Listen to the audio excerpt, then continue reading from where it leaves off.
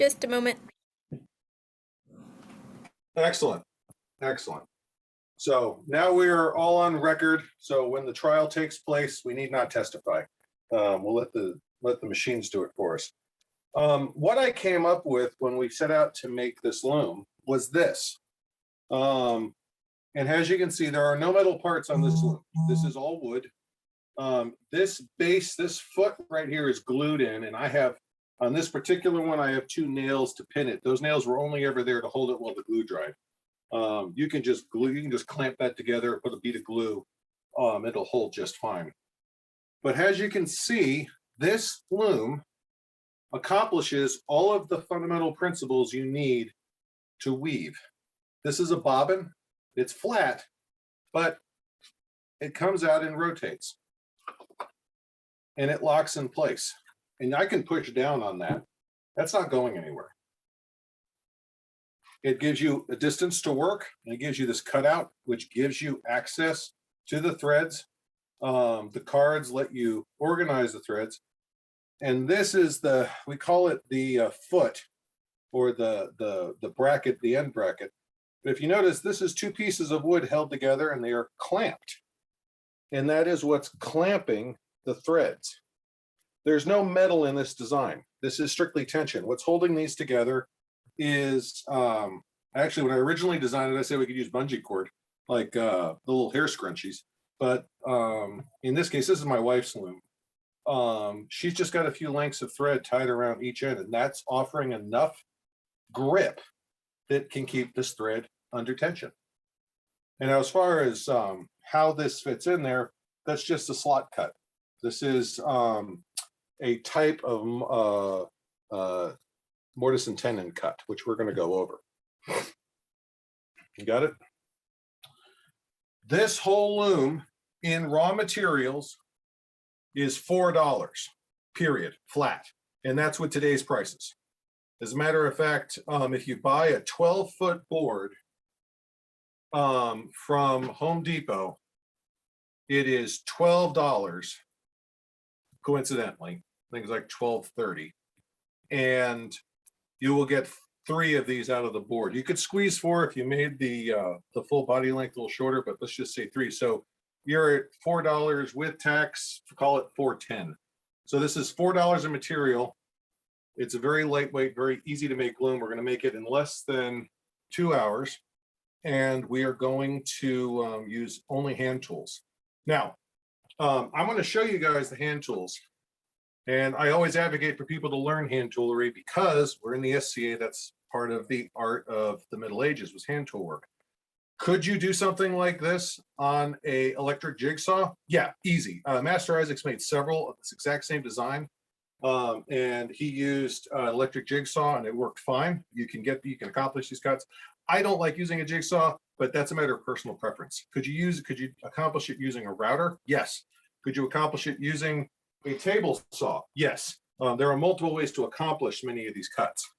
I'm going to teach you the basics with the idea that if you understand how a saw works, or how the coping saw works, or how the cuts and the clamps work, you will be able to apply an electric tool, a modern power tool, in its place because you'll understand the principle. So right off the bat, before we dive into this, is there anyone who has any questions, comments, feedback? Because once we get going, I want to dive into this. So any prerequisite questions from anyone in the room? No? Good? Okay. We'll start with our lumber. I am starting with, this is pine. This is basic pine board, and this is a 1x4. The actual dimensions on 1x4, if you're not aware, is 3.5 by 3/4. They take a 1/4 inch off each dimension. It's just like standard 2x4s aren't actually 2x4, but this will still work for our purposes. Tape measure, and it depends on which part you want to cut first. I am going to cut, oh, that's not good.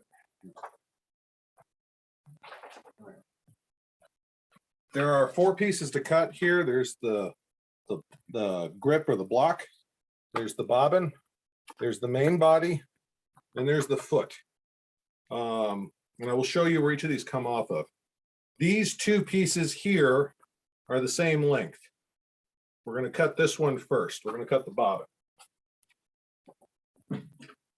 Now, how long the bobbin is a little bit of personal choice. I choose 10 inches. This is a standard square. There are a couple different squares, by the way. If you don't have a square, this is a speed square. You can buy these for like $3.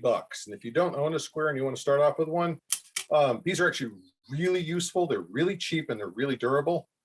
If you want to get into more traditional carpentry, go ahead and splurge the extra few bucks to get a proper carpenter square.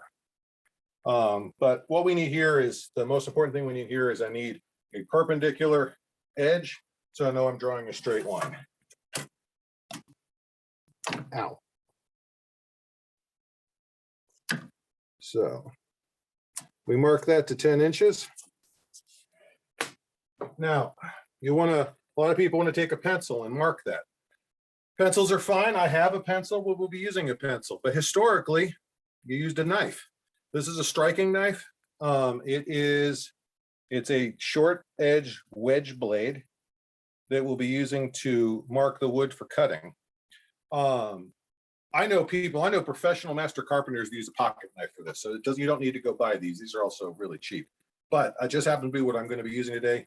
As you notice, if you get a real good look at the blade, everything on this edge is beveled. This face is flat. So when you go to cut, you hold this edge against your straight edge to cut. And it's just one clean cut. In this case, I'm going to do two. And you can see a nice clean line there. And you can feel it when you run your finger across it right there. Now, what we're going to do is we're going to cut what's called a knife wall or a saw trench. I've heard it called both things.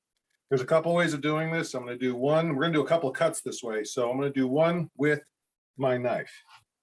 And there's no pretty way of doing this. You just work your edge in there and you drag it along.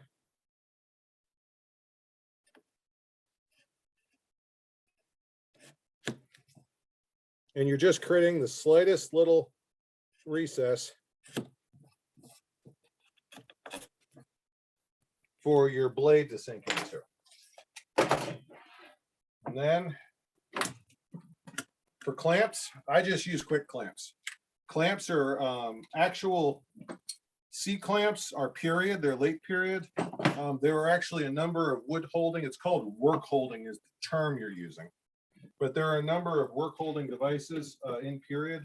As a matter of fact, historically, medieval woodworkers would be able to hold all of their basic boards with no clamps. They're actually devices that they use, types of wedges and angled devices that will hold a board in place for cutting or woodwork without any moving parts. It's actually really amazing. So let's talk a little bit about saws. It's called a ryoba. This is it's a Japanese style of pole saw. Now, what makes this different from my standard crosscut saw, the old Black & Decker long stroke saw you're used to seeing? Well, a couple of things. One is most American and European saws cut the teeth face forward and they cut on the push stroke. Japanese style is the exact opposite. This cuts on the return stroke. Now, why is that important? First of all, neither saw is superior to the other. Let me just say that right now. I know master carpenters, a lot of master carpenters that achieve absolutely gorgeous cuts with a push stroke European style crosscut saw. There's no question that it can be done. I also know plenty of carpenters and creators and makers who use pull saws. Now, in terms of how did we come to pull versus push, the teeth got to go one direction. One society averaged one way, the other society averaged the other. Do the Japanese make push blade saws? Yes, they're the exception to the rule. Do European and traditional European carpenters make pull saws? Yes, but they're the exception rather than the rule. The reason why I personally like the pull saw is twofold. One, because you are pulling, the blade is under tension instead of compression, so it's much thinner. This makes the width of your cut is called a kerf. It's the carpentry term is kerf. And the kerf on a pull saw, any pull saw, is inherently going to be much thinner because the blade can be made thinner.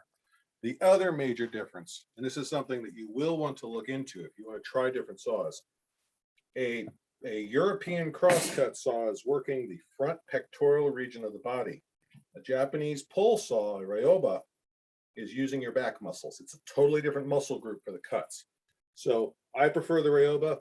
So a lot of people prefer the crosscut saw. Whichever works for you, there is no wrong answer. So in terms of how we, oh, also, you'll notice there are two different teeth here. These teeth right here, these are crosscut teeth.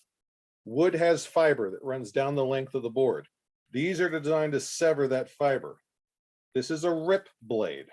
This is designed to actually shred the fiber if you're cutting along the grain. Now, this board, we are cutting across it. It is a crosscut.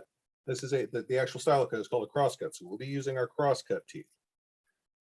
So, and if you put your saw there, you can feel it riding in that groove.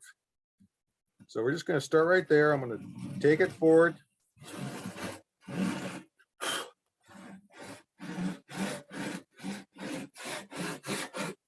And once it's set, I'm going to pull back so I get longer, cleaner strokes.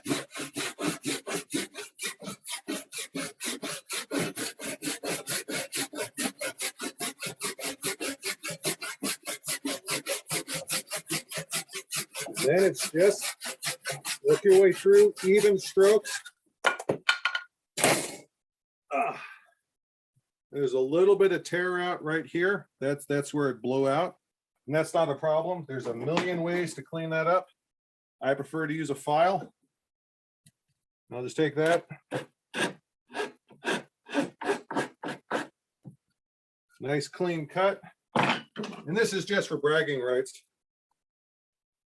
You put that up there and it's almost a perfect cut. A little bit of play in it. But if you were to just eyeball it with your eyes, I guarantee you, you'd have a much steeper angle there. So that's the first part. Now, the second part we're going to cut is the actual main body, which I designed this thing so I know it's 24 inches. We're going to do, this is where I'm using the pencil. Actually, no, we'll do this. I don't want to get lazy. So 24 inches, hold that right there. And then here's the knife.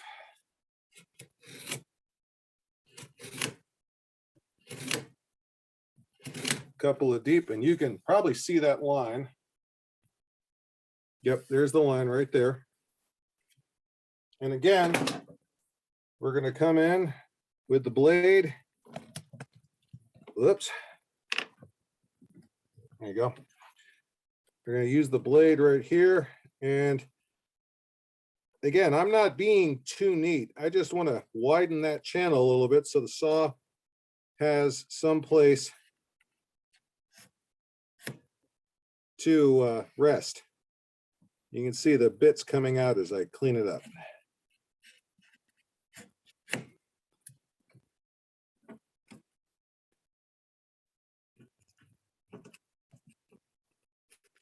There we go.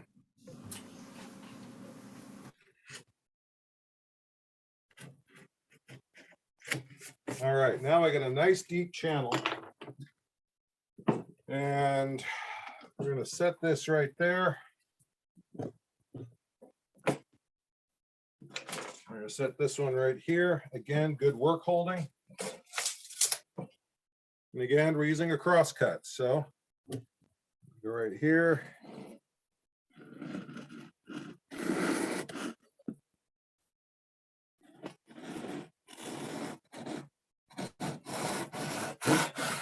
Once I get purchase, just take my time.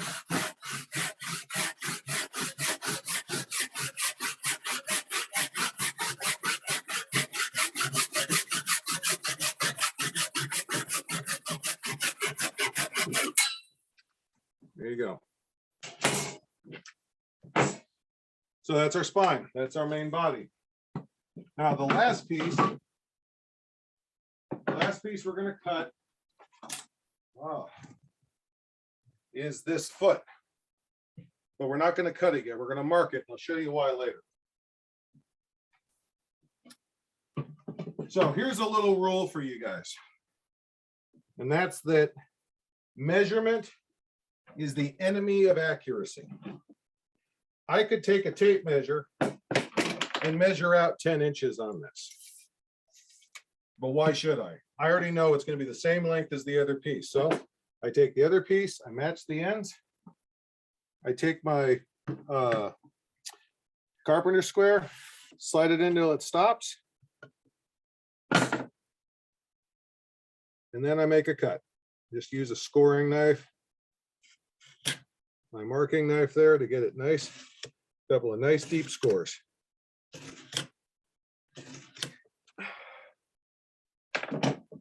That's my mark. You can see that, right? So I'll just set that aside because the next thing we want to do is we have a joint we need to make. So this is the bobbin, and it's got to sit up here. It's got to be recessed into this. So that means we've got to cut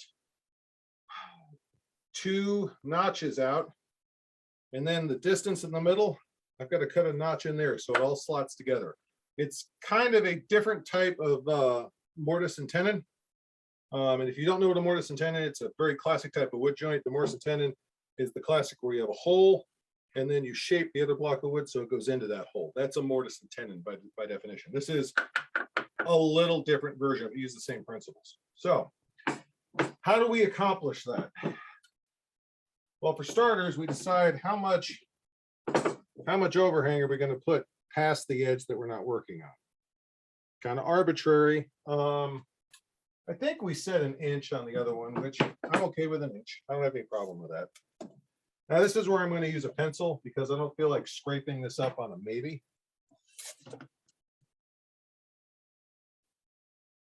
So we're gonna, there you go. We're gonna start with that. Now, remember how I said measurement's the enemy of accuracy?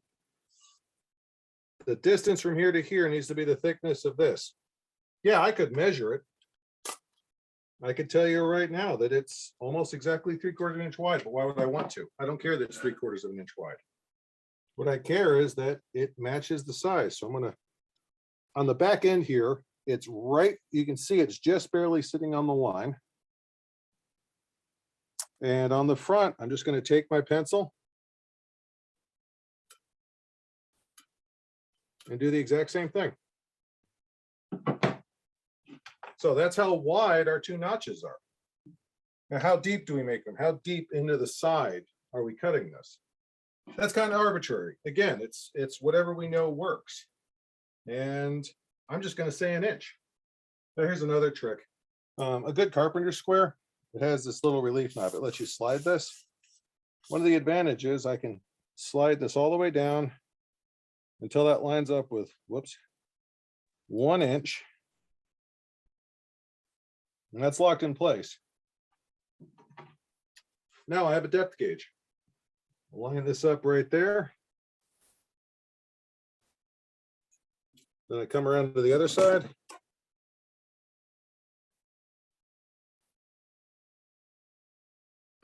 And now your notches are marked. Pretty straightforward. So how do we mark these? Can I use a scoring knife? Yes, I absolutely can, but there's another way I want to show you. Chisel. You're probably going like, wait, why are we using a chisel? Trust me. And you don't need a hammer for this part. Now, what I will tell you is you don't want to use a cheap chisel. Now, I'm not saying you got to go buy a $50 one, but you want to go to a reputable hardware store. Harbor Freight works. Just don't buy some kit set of soft metal untempered chisels. They sell those and they're decorator pieces. You want something that's got an edge. This will cut me. I've got it sharpened. I have a honing stone. There's a method to sharpening things. If you don't know how to use a chisel, there are plenty of videos on it. It's something that I don't have time to go into here. But this is a razor sharp tool meant for this type of work. So what I'm doing here is we're going to create another knife wall. So I'm just going to come in here and you put your edge down and you rock it side to side. And then I'm going to come into the other side. Here, this will be easier for us both. Now on this one, I'm going to slide forward just a little bit so I have some wiggle room. And then come in here. So now I've got 2 lines etched in. Now I want to make a nice deep trough. And this middle part is waste. This part is I'm throwing away. So I don't care how much I score it up. So I just take my chisel.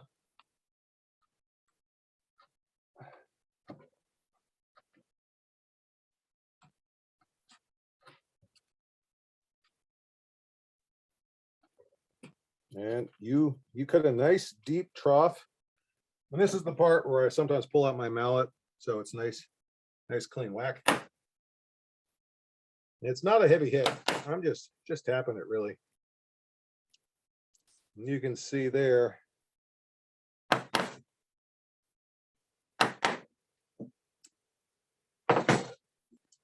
And then we'll nice deep trough. I mean, that's a good 1/16 of an inch in there.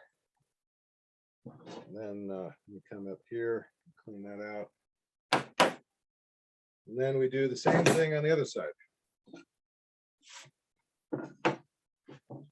And I'm going to start by deepening this trench. You can probably see that wall is getting a lot more visible.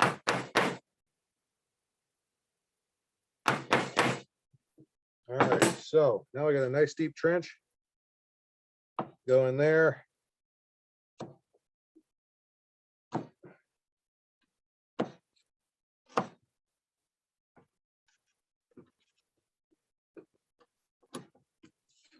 Nice deep, nice clean sides. Go right in there. We're going to take that out.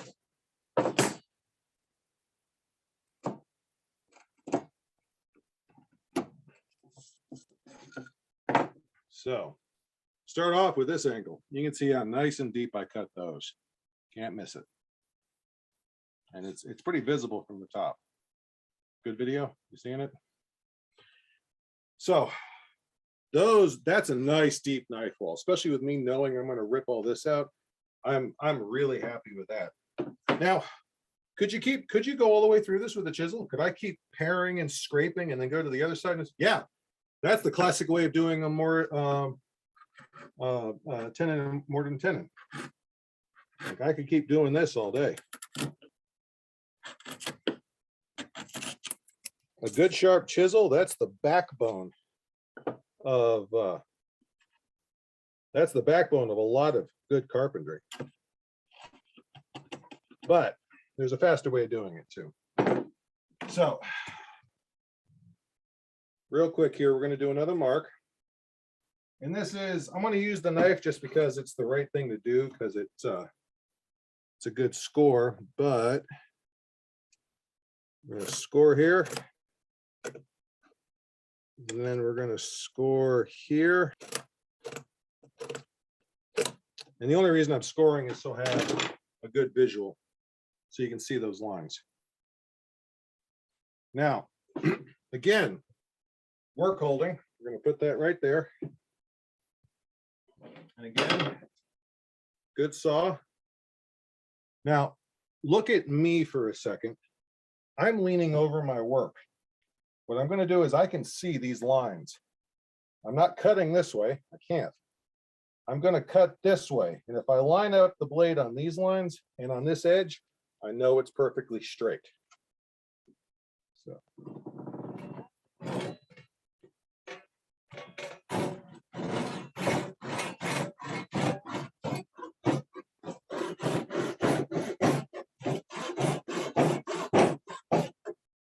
There we go.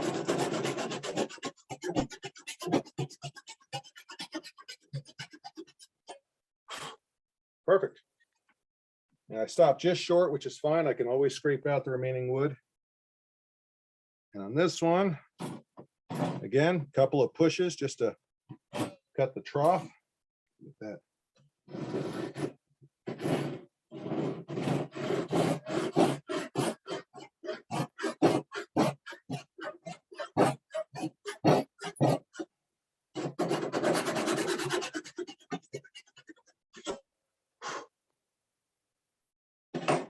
And as you can see, 2 clean cuts went all the way through. They're almost perfectly perpendicular. So how do we get the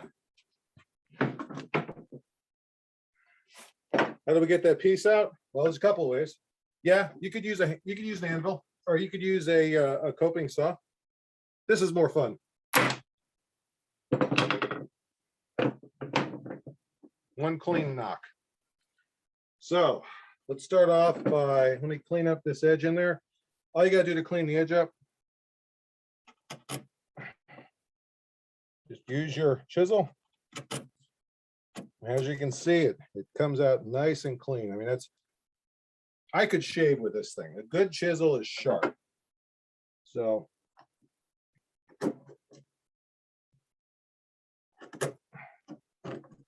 that's called, by the way, that act of scraping it without hitting it is called paring. I could do that right here. I could do that right here. I mean, it's just little bits, not a problem. And I want to clean up this edge.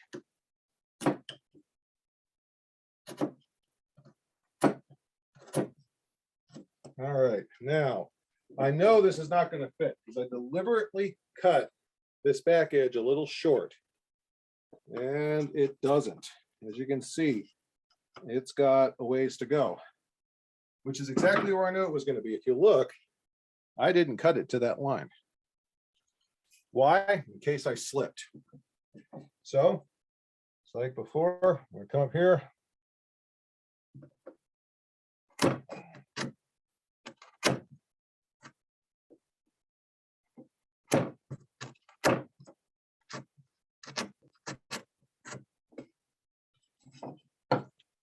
And it doesn't require a lot. This is not, you're not wailing on it, trust me. There.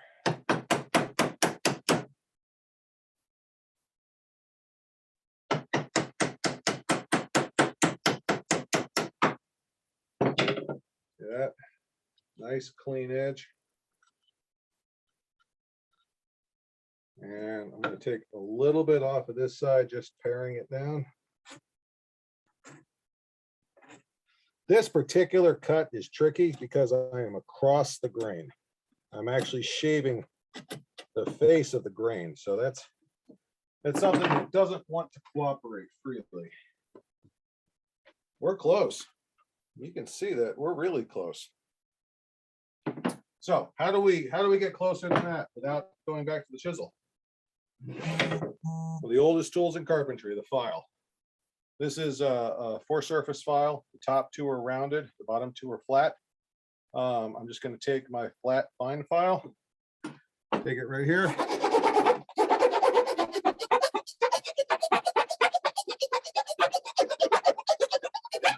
Let's see. Oh yeah, we're close. We're close. Matter of fact, let's see, get that right there. You know it.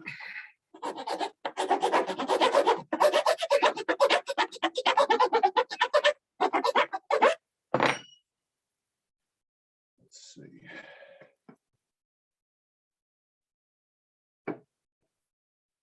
So it's a little on the tip end, so.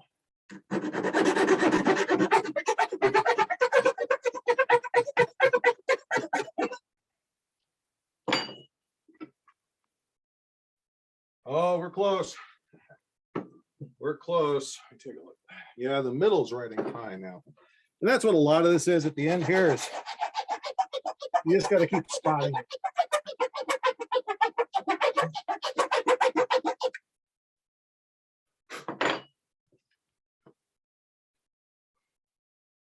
Yep, that's I'm gonna switch files. That's my go-to file for little projects. But as you can see, I have a whole file set there, and the bigger files offer a little more control and a little more push stroke. So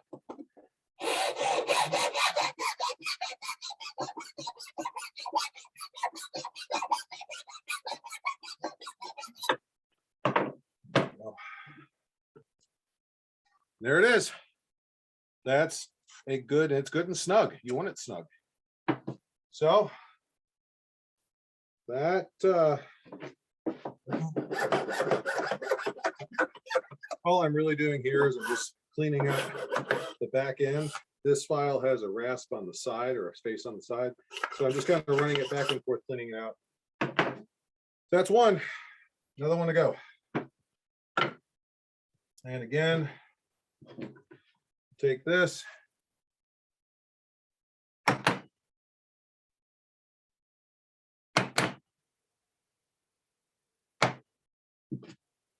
And again, on this one, I'm not going all the way up to the line. I'm coming up pretty well short of it because I want that fudge room. And then I come in.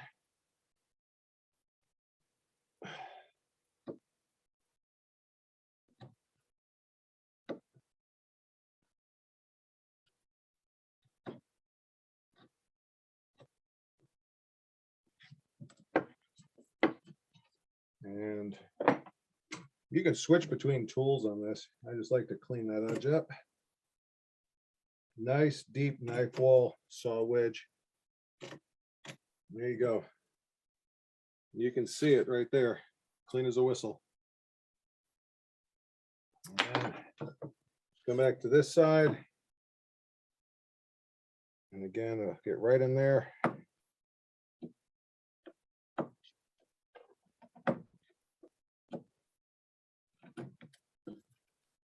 Nice deep knife wall.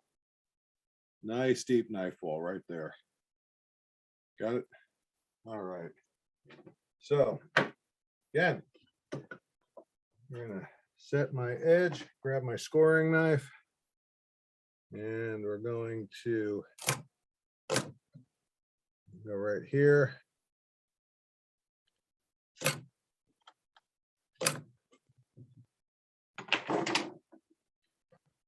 Now this one's gonna be a little different because it's on this side. Now technically, I can mark this on the other side and carry it over, but both options are valid. So we're gonna do this side.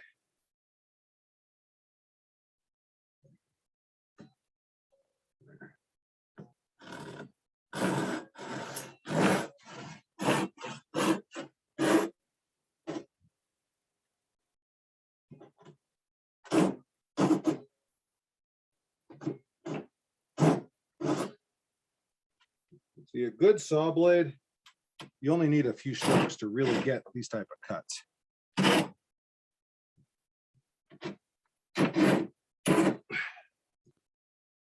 And you can see, the reason I'm not doing the pull stroke, the back and forth like I normally do, is just because it's a down pull. It's awkward for me. But as you can see, just 3 strokes, I'm already through.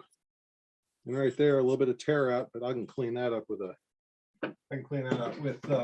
file in just a second. So let's knock this one out. Set that right there. Piece of cake. Nice and rough, no problem. We can clean that out in a heartbeat. Just come out here with my chisel. That pairs out one swipe, and that's a nice clean butt end. And on this one,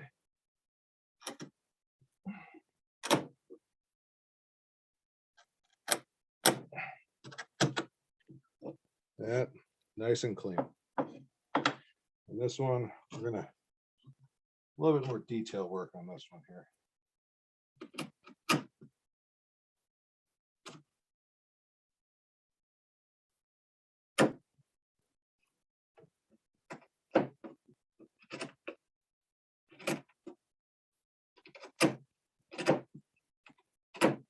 There you go. Let's see how we're looking. Yeah, we're not as bad as we could be on that. We really aren't.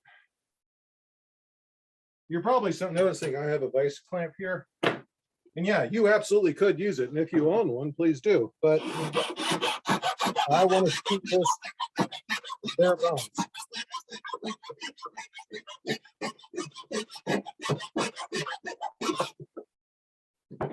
Put a this piece came out. That's a risky run. I really got too aggressive with that. I should have come at it from the other side. But, oh yeah, we're close. We're close. Let me check something. Now, something that with these you have to be careful of now is because these teeth, because these insets line up with each other, you have to make sure the edges line up, or else it's not going to bite well. That's pretty close. And let me see this side here. Yeah, I just need to, right there's got a bit of an overhang on it. So let's clean this out first.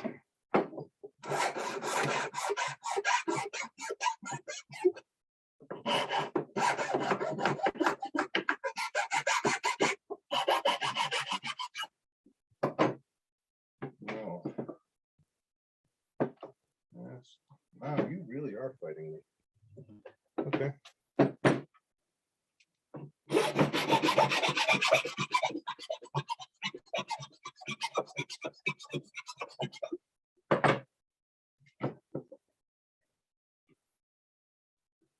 Huh.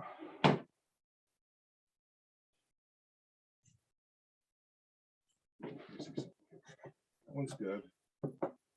That one right at the middle. And that's a lot of what this is. If you look, actually, this is even better. I accidentally rounded this corner. It's a little high right there. So we're going to just keep working on it.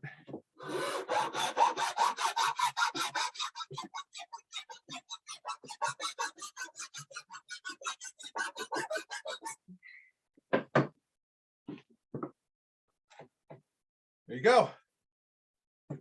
So this now fits. These are the right width, and they are lined up with each other. So what do we say? Measurement is the enemy of accuracy. So what we're going to do is we're going to take this right here and just do a little pencil mark. We're going to take this one right here, do a little pencil mark.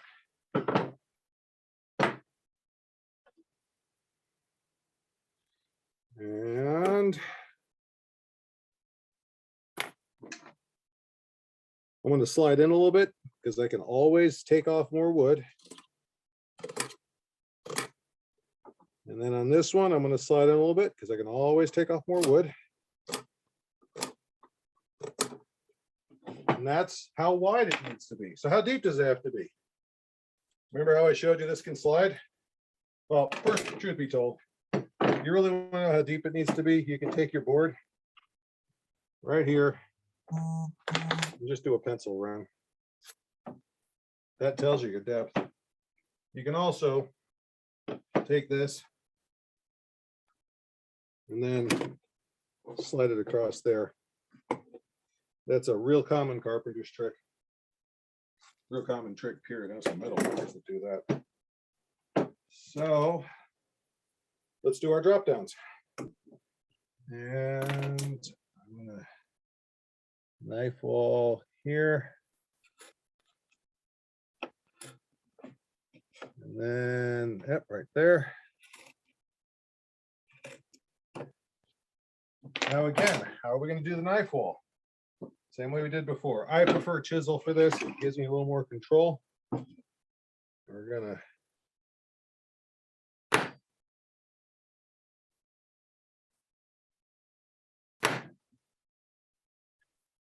and when you do this the first time, a lot of this is tactile.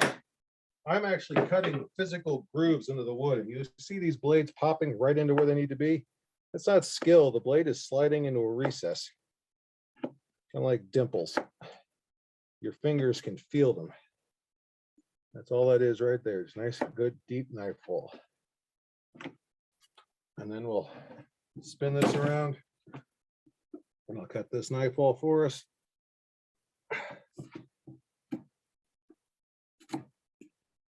And yeah, that looks pretty solid. You can probably see that real clear, right? Good video. Now, could I carry these around to the top? Yeah, I absolutely could. Matter of fact, because the groove's already there, I can just score it a little deeper.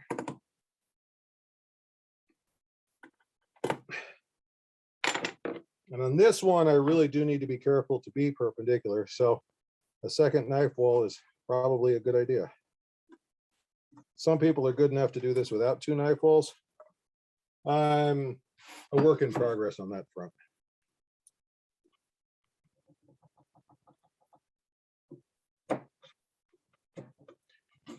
All right. So how's everyone doing over there? You're all quiet. Want to make sure I didn't put the class to sleep so far. You all there? Still here. Yep, we're Right. here. Did you want me to drop those links in the chat for you? Yeah, I was debating whether I wanted to do that now or toward the end of class, but while everyone's watching me, because we've got a lot of this done already, if everyone could look to their chat, the chat in the Zoom for us. Jahan, Her Excellency, is going to put my show notes in there, and in there are two links. One is the link for this loom, for the drawings for this loom. And it's called an IBIXII loom. I'll explain the joke behind that name in a minute. And the other is my blog post about the loom.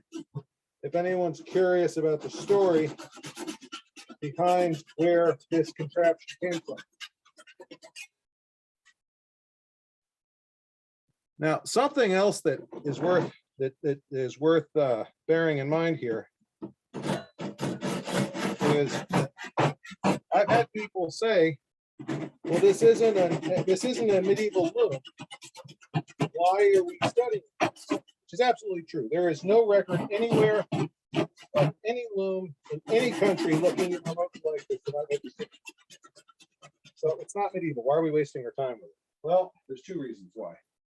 One, while the loom may very well never have existed, every cut you're witnessing here is a historical cut. All of the carpentry techniques that we're using on this, these are basic first level, apprentice level carpentry.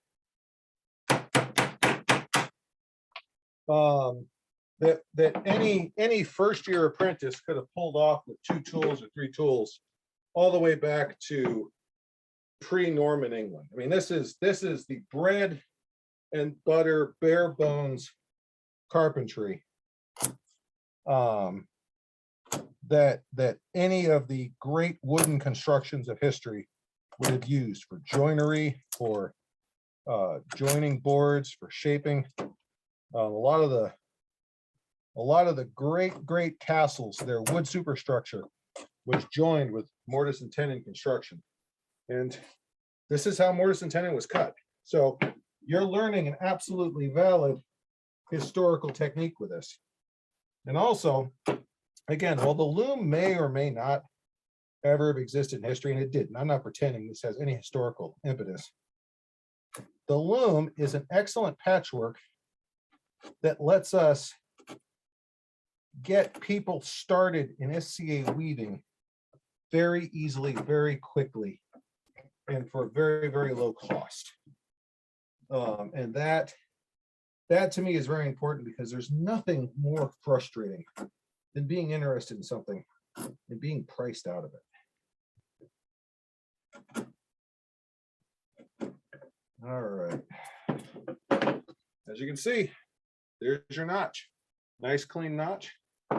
Now, is it going to fit the board? No. No, you can see right there, it's still way too narrow, but that's okay. First things first, let's clean it up. A couple of strokes is all it takes. And let's just clean up the back end.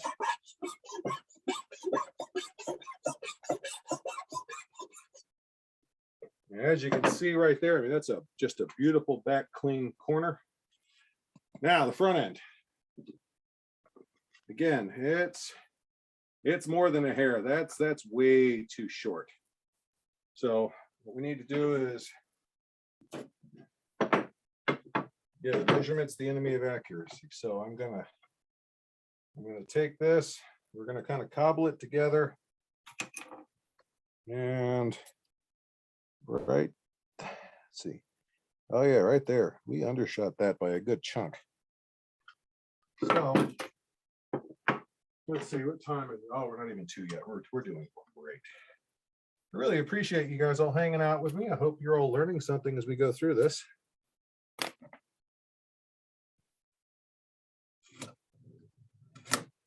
This right here is one of the dangers of woodworking. Sometimes you undershoot a measurement.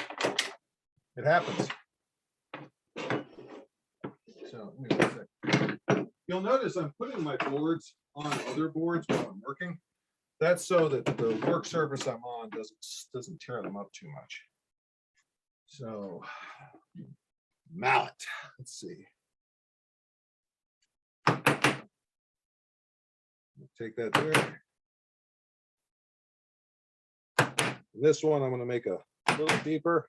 I'm going to spin this. And then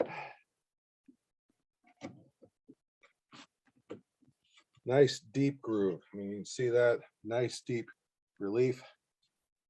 Plenty of room there for me to get my saw blade on. And again, because I'm working on this face, there's going to be some pull cuts, and that's okay.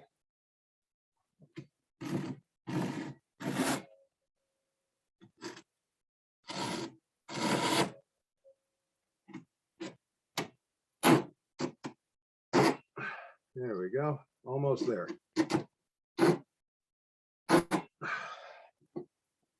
Yep. Clean through. Just a little off square. And that just broke clean off. So what do we got left here? Let's clean this up. There.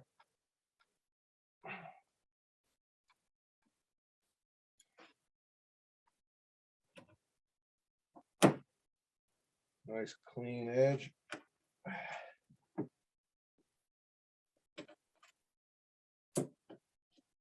All right. Put this over here.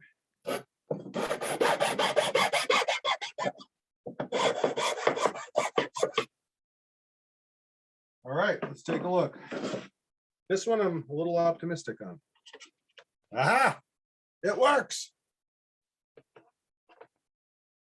And then in order to pull it out, you lift it up.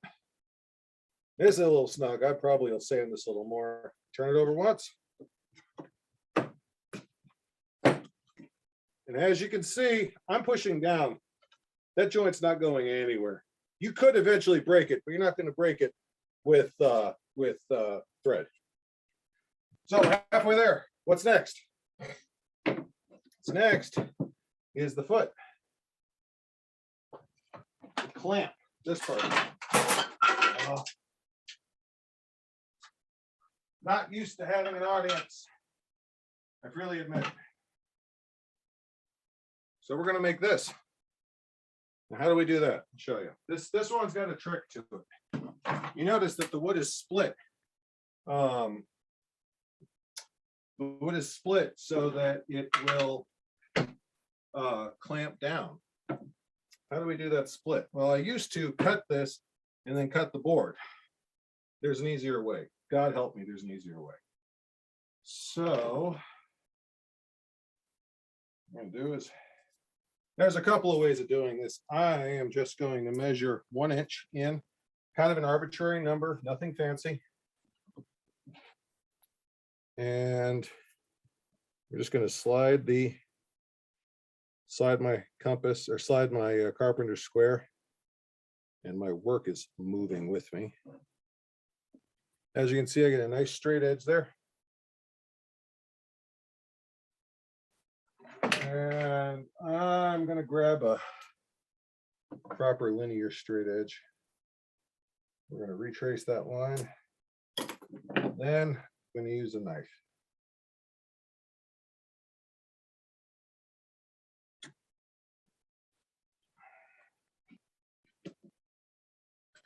So now what are we going to do? I'm going to switch to a wider chisel because it's easier, but you can absolutely do this with an narrow one. We're going to do another knife hole. And this one, actually we'll start down on this one. Again, you can feel it as the blade you can feel it as the blade slides into the cut you just made.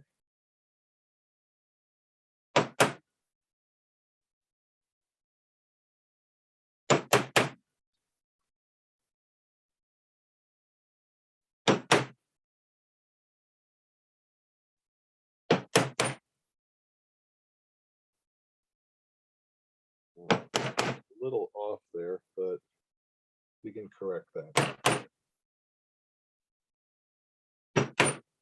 All right, now we go through, and this is where the knife wall is really going to pay off for us, because this is going to be what's called a rip cut. This is where you're cutting along the length of the grain. It's a whole different set of materials, strengths, and so forth involved in this.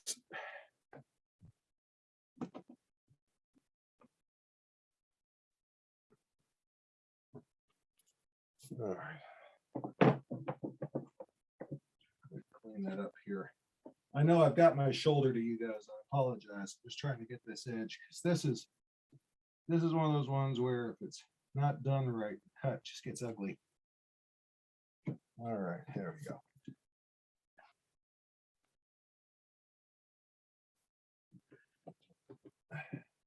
And by the way, just to answer any questions before they're asked, every cutting tool you're looking at here is more than sharp enough to shave with.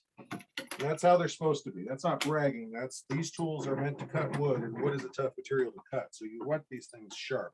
Now, this is where I'm using my vise, mostly for your benefit. If I were working on a flat surface only, I would have this clamped down here and we'd be working this way. That's not the way I want to do this. So I'm going to raise this up just a little bit.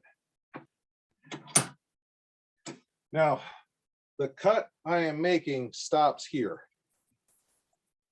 But you notice this gives me the leverage to make this cut without having to move the piece in the vise. That was the real problem I had before when I was cutting these. So now we're going to use these teeth. These are the rip teeth. We're going to start with these just to get a little trough going up top. Just get the blade set. But then I'm going to flip it around. You're going to see these work. Watch how much wood I'm pulling out with these. Then when I flip it over and start cutting with these, watch. The results are very dramatic. So start off with this. I'm just going to take this. And at this, I'm just cutting a trench on this end to get it started. Now,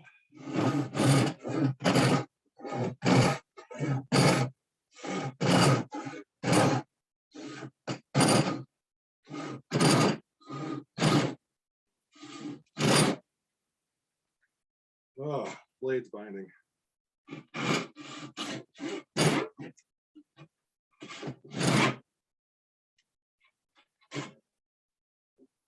If you miss on one of these cuts, the blade will bind because it's such a long saw. And I have screwed that cut up royally. So we're just going to work through it.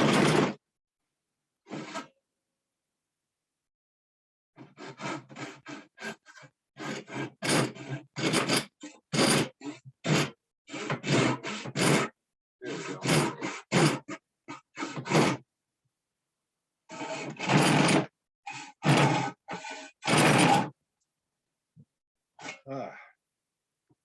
This is going to be an ugly cut. I apologize for that.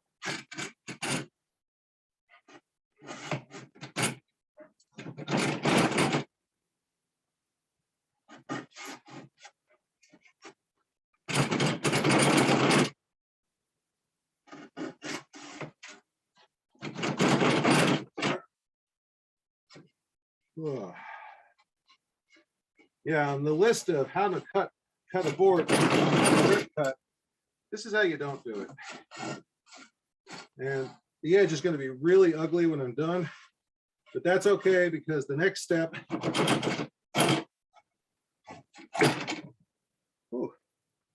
the next step we do is going to fix all of this. Good thing about carpentry is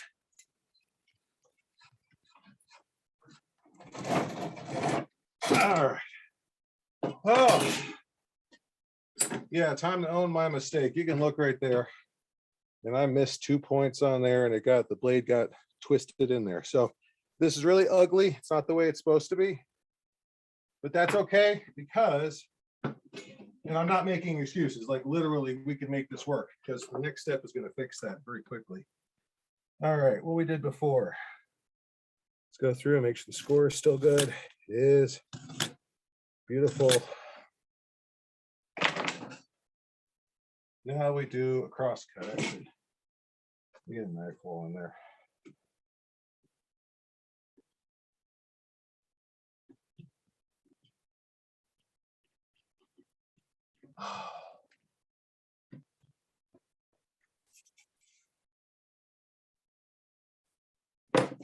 All right. Again, work holding.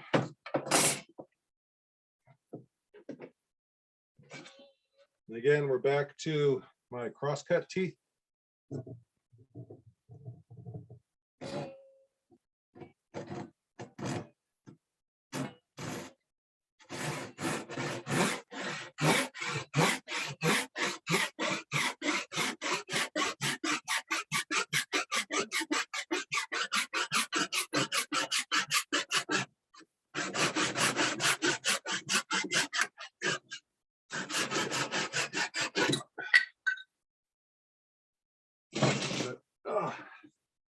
Yeah, this one had a little bit of blowout, but that's okay because this is the end we want to keep. And as you can see, yeah, that's what happens when you don't pay attention. That should be straight. As you can see, I missed the boat on that pretty substantially. So the board's not ruined. There's a tool we can use to clean that up. First things first, that nice finishing file.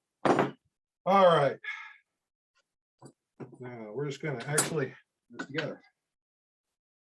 So what I'm doing is I'm lining these up so that the mistake ends are butted up against each other. And we're going to fix this. How do we do that, you say?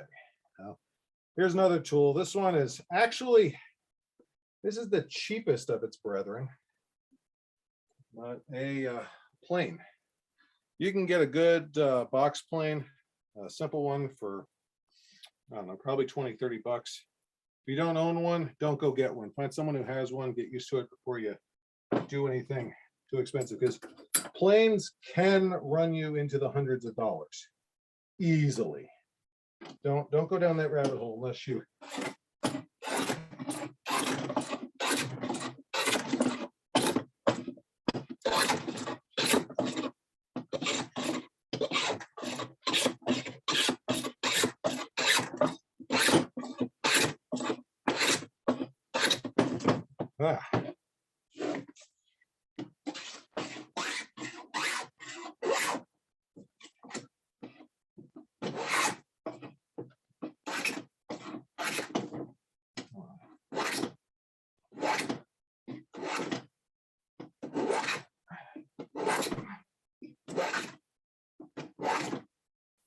we're cleaning it up.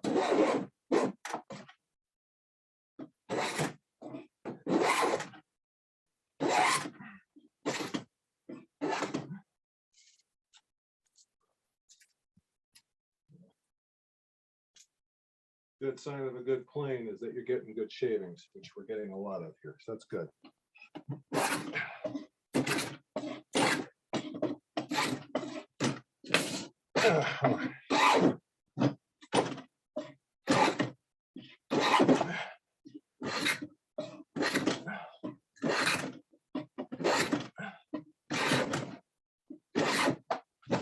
Oh, that's much better.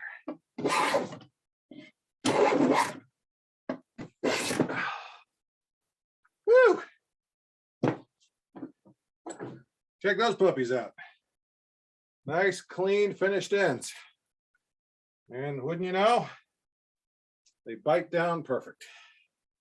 Little crooked, but I'll live with it. So there's the clamp on the end. We're 90% of the way there. It's only 1 o'clock. Good God. What am I going to do with all my extra time? So,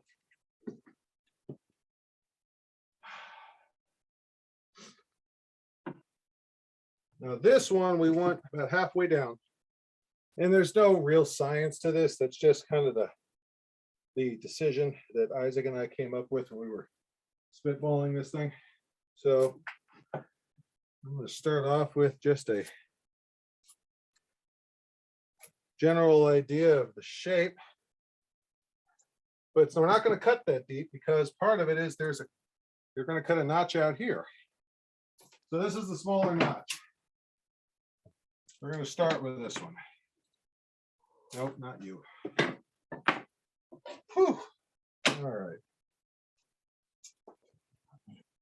We use the other board to measure our inward distance. And it's not the worst distance in the world. I think that's probably close enough. So yeah, that looks okay. And then how thick is it? Let's lay this down. And the reason why I'm grabbing this board and just not measuring it off the width of the other one is sometimes boards are different shapes. Like they'll get thinner. They'll get thinner as you move down length of the board. Not a lot, but enough to affect fit. So, oh boy.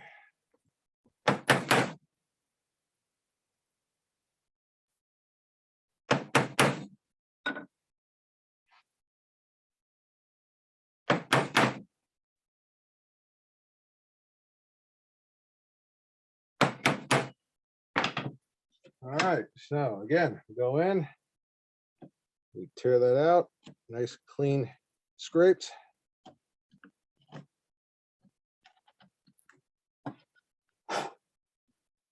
We go on the other side, we cut it out, nice clean scrapes.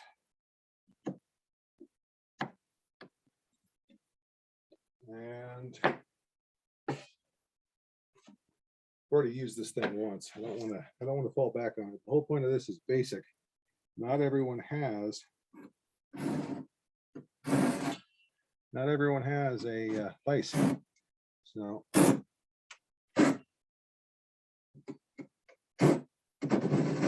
there we go.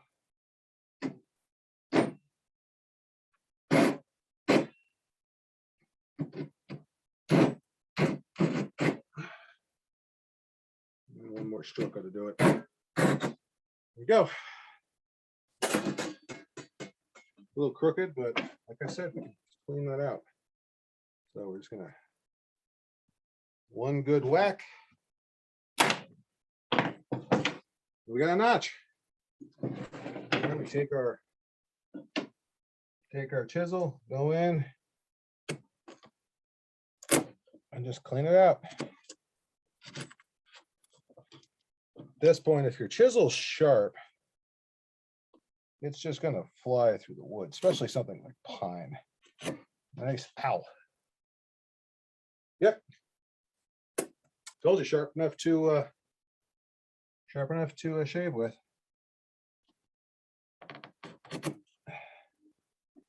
That's a project. All right, guys. I don't want to bleed all over the place here in a second. If Isaac, if you'll pause the camera for me for just a second, guys, I will be right back. I would rather not bleed all over my work, as poetic as that may be. Shihan, if you would. Oh, beautiful. Thank you. So I'm gonna get back in here and we're gonna clean this up some more.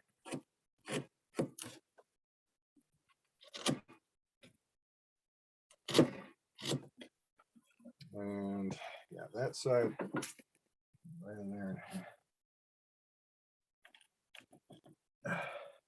I'm gonna do a little bit of cutting there.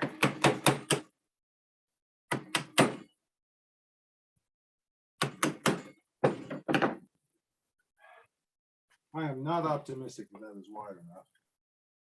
Oh, we're close. We're close enough to hop the file. I'm gonna clean this up a little.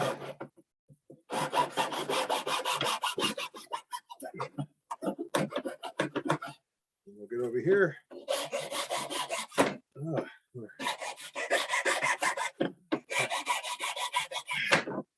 Whoa, stop sliding all over the place.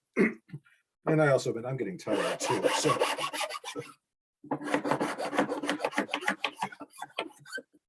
yep, nice clean, nice and clean. Ho ho! It fits. So now how deep do we cut this channel? This is where we want to doesn't make a difference. So this is the channel, and we want to cut it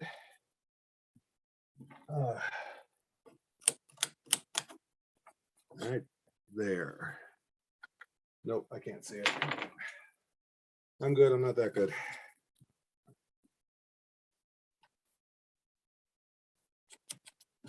Much better. All right, so we're gonna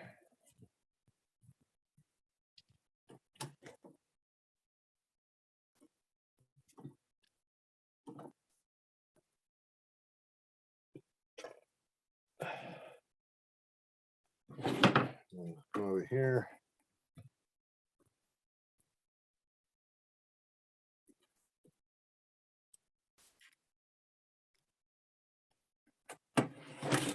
All right, last cut of the day. Actually, second to last cut. We got one big one left. So this, again, this one I don't want to cut it too deep, so we're going to slide in a little bit. One thing I love about the wider chisels is you can just do so much work with one smack. All right.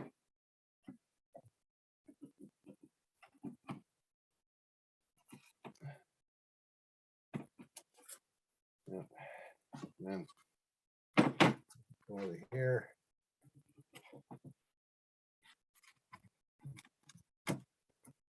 Go. All right.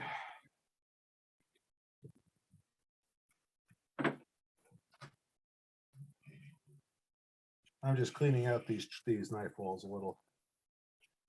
They are. This is going to be another rip cut because I am cutting with the grain. That we saw how tricky that was before. The grain wants to derail your cut. That's the nature of the wood. So this one we're gonna. And this one, honestly, let me take my time. I had a little bit of a hurry last time. Let's do this. Oh, I could stay here for a bit. So, again, we're gonna come up here. Again, just do a little bit of a preliminary cut here. Then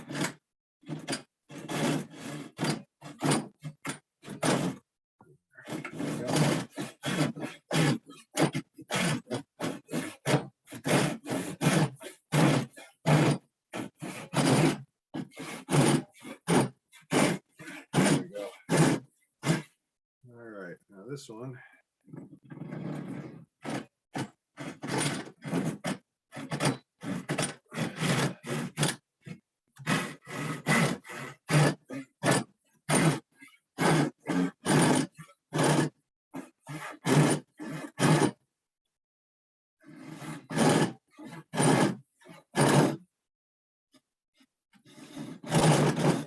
Go.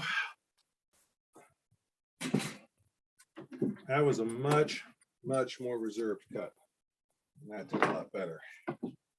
This one you gotta be careful of because it's real tempting you grab your mallet and just go whack. And I've done that and I've split it because sometimes your chisel deflects. This is one where you gotta do a nice deep gouge. Come up a little bit, do a nice deep cut, and then come over here. And we're going deep. I mean, each one of these pairs, as you can see, I'm gouging deep into the wood. Then I come over here, take it a little, just a hair back.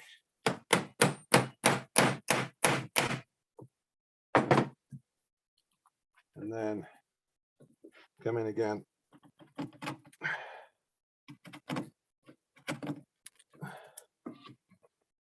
And that's not even halfway through. I don't want to just turn around and smack it. I'll risk a blowout on the other side. So what do? I come over to the other side. We'll go right just about up there.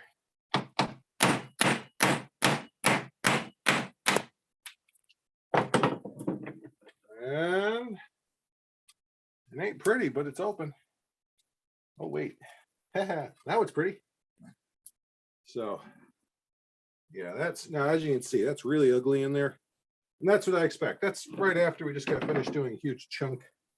So, take the inside of your chisel, come through there.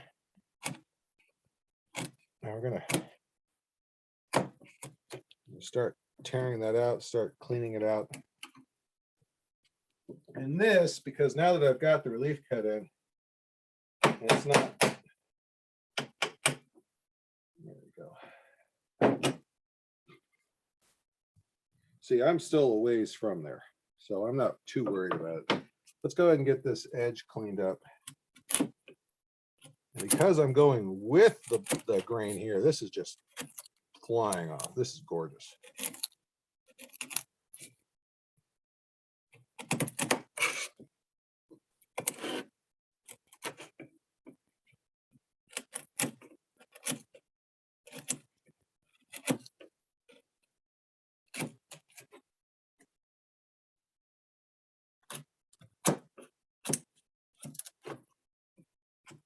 I know I'm kind of stooped over my work, obscuring your view, but I already cut myself once. I want to keep a good tight control over this chisel. I'm just working it with my hands right now. And those are going to go through here, go through here.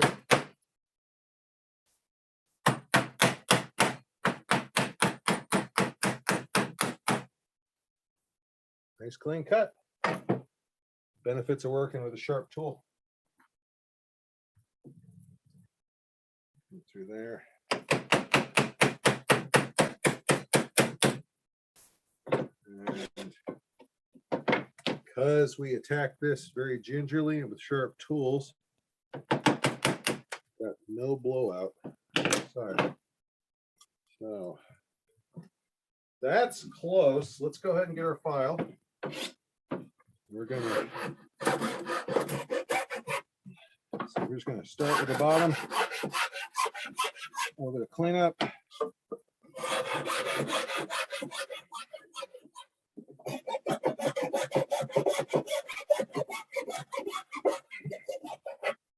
All right, let's take a look. That's not too shabby. Take a look in there. So let's see. Oh, we're close. We're close. Take a look at that. See, we're really close. So what do? We're gonna take, I'm gonna take my wide chisel now. We're just gonna clean up. Let's see, this front, it looks like it skews a little bit. So let's see if we can straighten it. Again, I'm not hitting anything.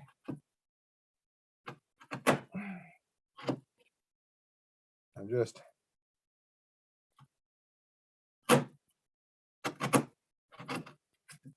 paring off a little bit, and then over here it kind of comes in from the back, so I'm going to square that away. And yeah, that's looking better by the minute.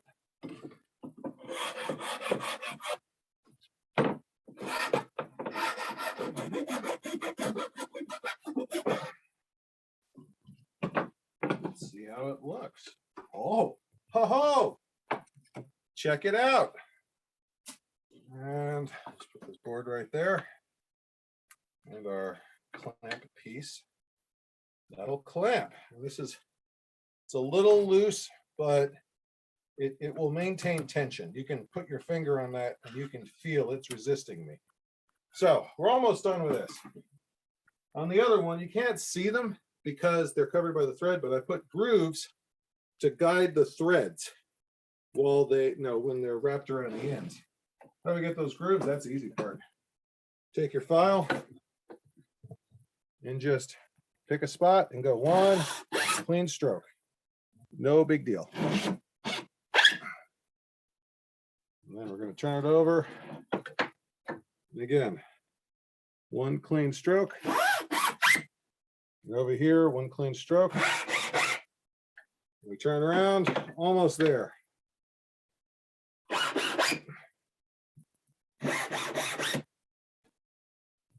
And, oh, missed one. One more. Getting excited, getting ahead of myself here. All right. And those will, when you sand this down and smooth it, these notches will catch the threads, and the threads wrap around and provide tension. That's what clamps the thread. So we're almost done. We got the head, we got the clamp, almost got the body. So what about this body? What are we missing? Oh, all right. This is the marathon cut. I don't like this one. So I'm going to grab a straight edge. This is entirely eyeball. Let me just say this right now. This is entirely an eyeball cut. The critical thing here, like on this loom, this recess lets you get into the work. Otherwise, when Edwin was first testing the first prototype of this cut wasn't here, and she kept having to reach in this way. So this relief cut on the original, Isaac's the one that put it in there. That's become the pattern for it. That relief cut is what lets you get to both sides of the work. So we got to draw that cut in there.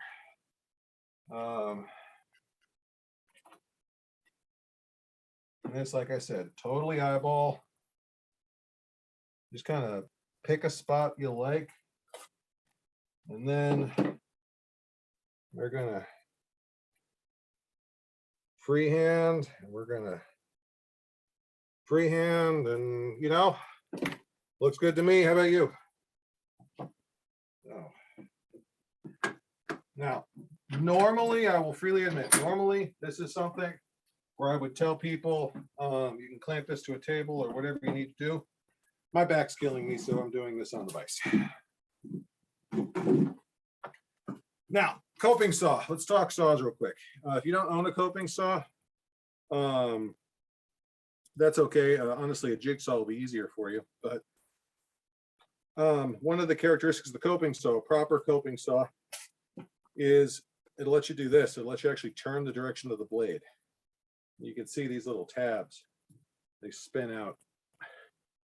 And that lets you cut into the wood.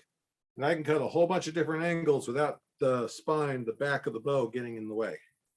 So I've done this before, and about a 45-degree angle is the best for this particular cut. Oh.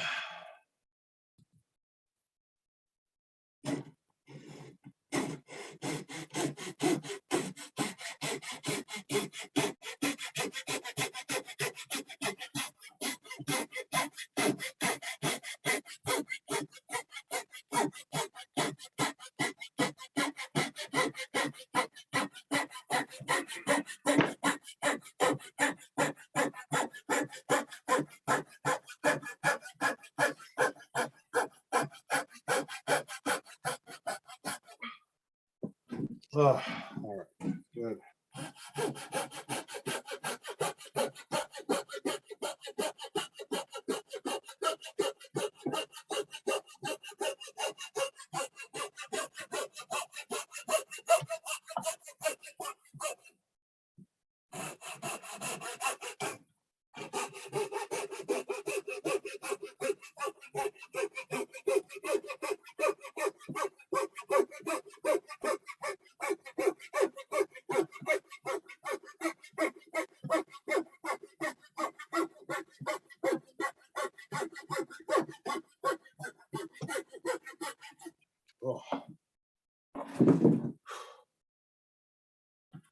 If you have any illusions about how much punishment this is on your arms and hands, let me cure them right now. You're not used to doing this. This is murder.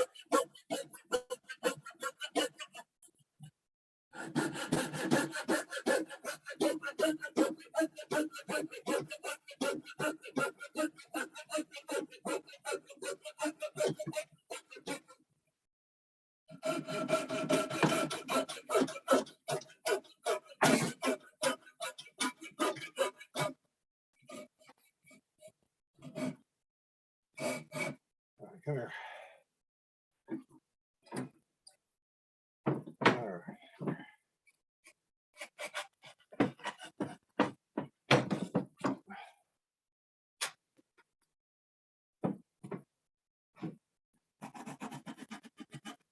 All right, so we're halfway there. This is just the part that sucks. I mean, there's no easy way to do this. Let's see. I suppose I could try a lateral. Nope, that's going to be too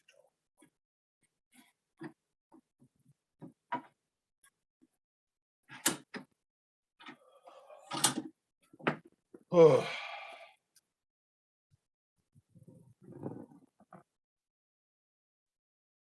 I'm lining up the blade for the the next cut.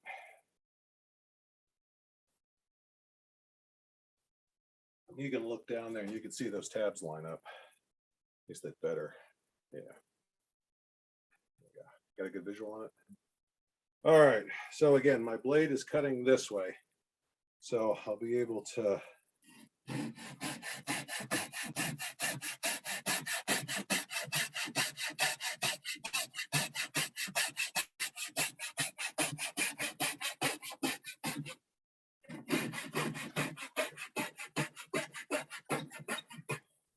I really don't like the way this is bouncing. Hang on.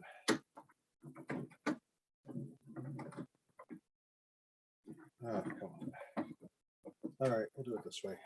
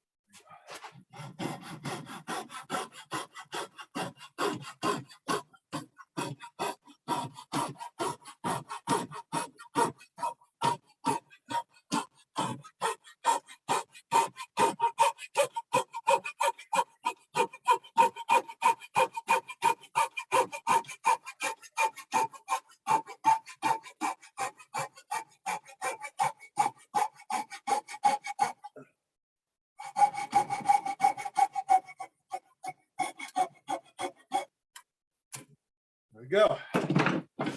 And that's your relief cut. And you're probably looking at it going, my God, that's ugly. You're right, it is. That's why we have files. And you can use this. It's not.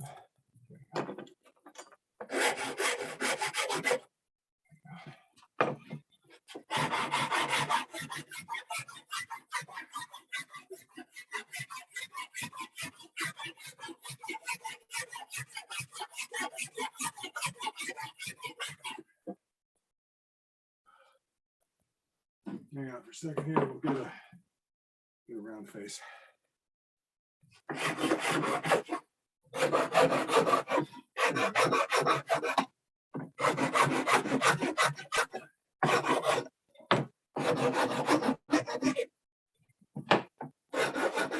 I'm dancing this poor thing around and abusing Isaac's good graces as he's trying to videotape all this for me. All I'm really concerned about on this is I want to get the really rough edges off so that nothing's going to snag fibers. We can go through and sand it down later. All right, yeah, that's getting there.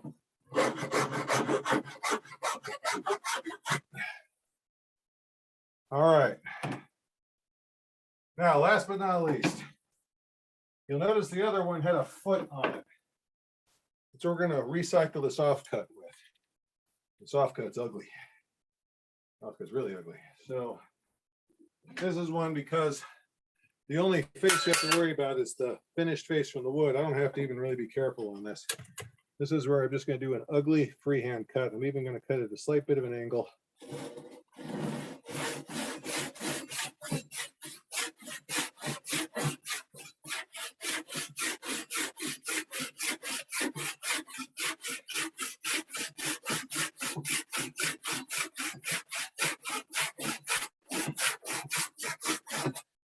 There we go. And get this file. I'm just going to smooth it down. That's all it is.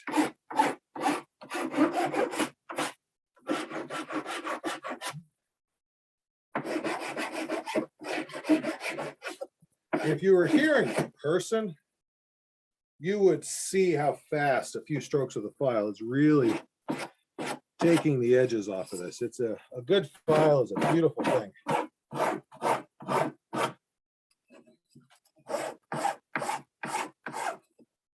And right there, gonna clean that.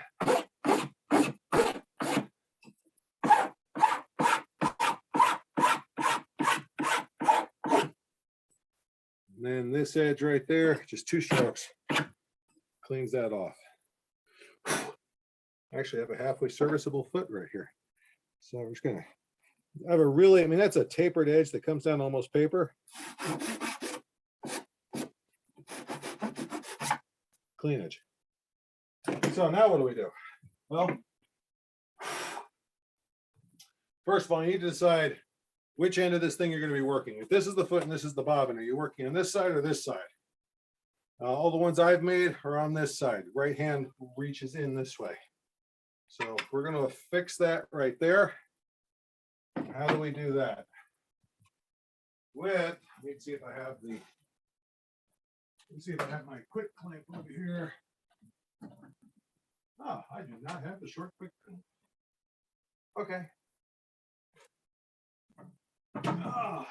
You'll get to watch me use a 30-inch bar clamp on this.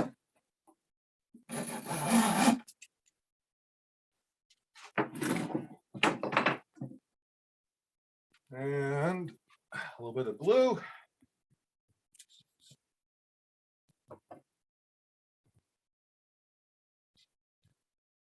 And by the way, in case anyone has any illusions about how strong glue is or is not, glue is stronger than nails. If you were to glue 2 boards together on end and then try and snap them, the glue will take a chunk of the board next to it with it. You know, if you use the right glue. Usually good old-fashioned wood glue is the right glue. So what we're going to do here, just going to, that's moving around. You know what? I'm not too worried about it. We're just going to let that sit. Glue does not need pressure. It just needs to hold still. All right. Give me 1 second here. All right.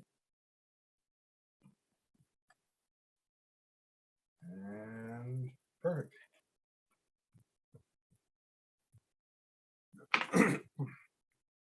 We're going to set this over here.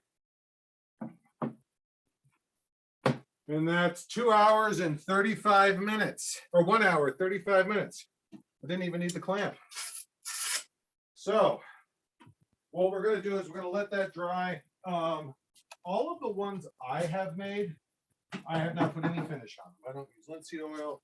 I don't use stain or varnish or anything like that. They work just fine. Good clean sandpaper run will do it. Oh, I didn't know a back was supposed to pop that way.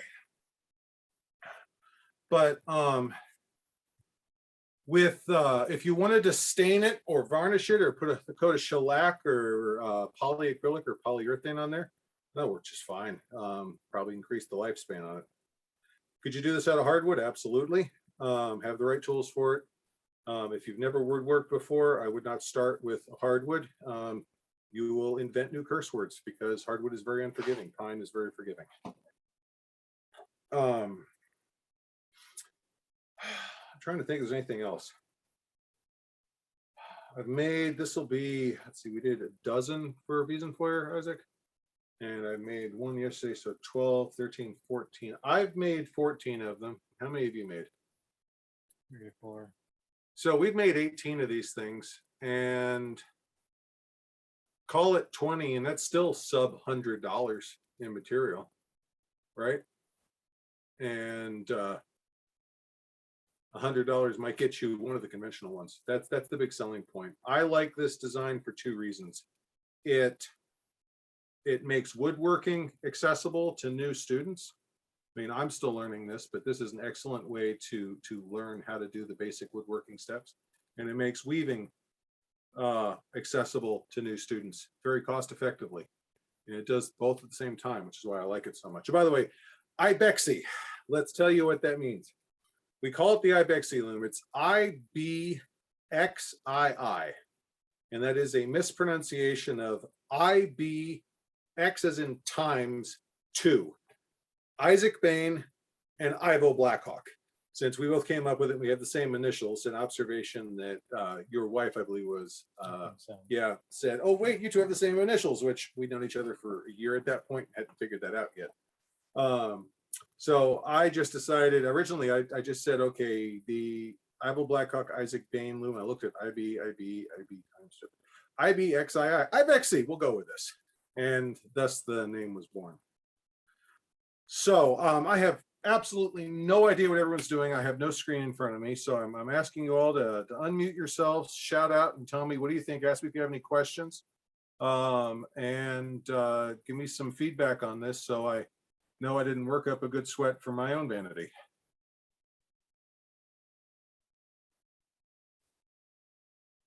I think I heard this come up earlier, but where did you get the Japanese saw blade? Lowe's.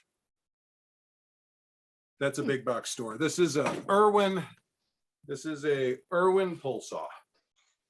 Okay, so just straight up at Lowe's. Yeah. These saws, they have an extra feature that I don't use, but a lot of carpenters, and you see a lot of woodworkers use them. Actually, let me get the other saw. I'll show you something. Hang on.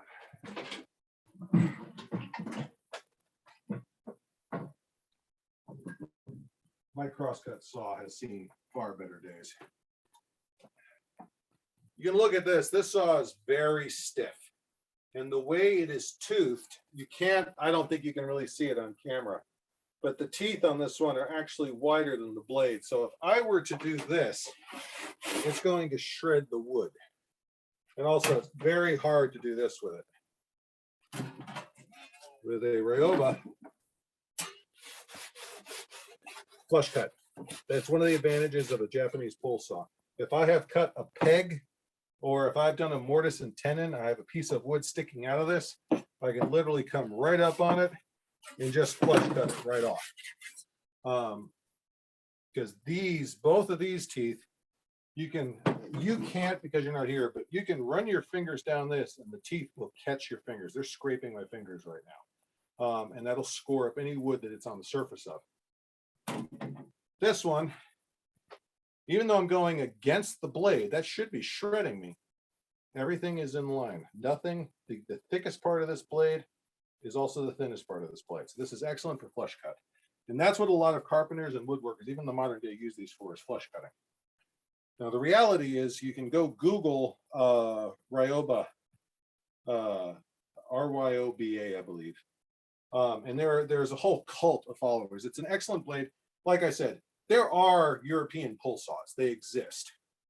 I prefer the Japanese pull saw because with this saw blade, I am pushing with the palm of my hand.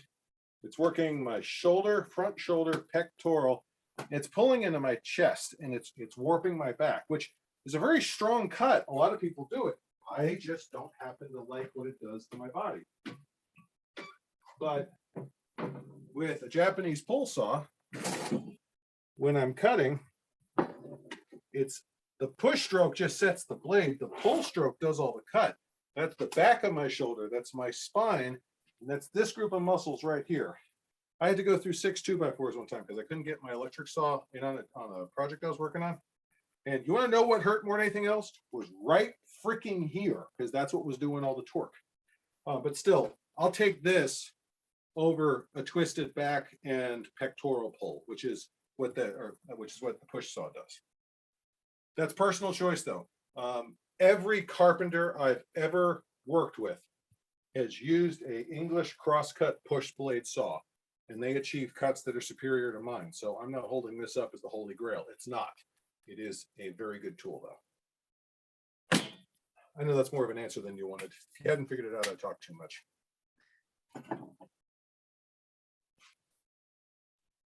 Any other questions? Anyone else got anything for me?